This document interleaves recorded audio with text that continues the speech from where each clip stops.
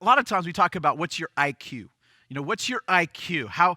What's your way of measuring your intellect? How smart are you? And sometimes we talk about what's your emotional IQ, not just your intellectual IQ. I want to ask you this question right now. What's your spiritual IQ?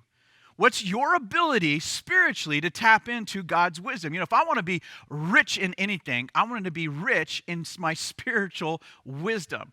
Solomon was a guy that God said, "What do you want? You can have anything you want. What is it that you want?" Think about that. If God came to you right now and said, "Blank check, what do you want?" Most of us, we might fill in the gap with, "I need healing, I need restoration, or I need this provision, or I need that." We would all have things that we're saying, "This is what I need."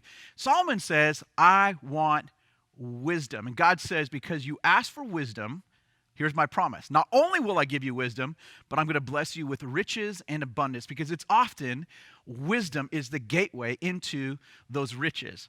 Think of wisdom as a superpower. If you were ever watching Marvel or some of the superheroes and we go, "Man, remember as a kid, you'd be like, hey, what would be the one superpower that you could have?" And everybody's like, "I want to be invisible," or "I want to be super fast," or "I want to fly." Probably the greatest superpower that we could ever have is wisdom. And wisdom is going to come, you'll see here, it's supernatural.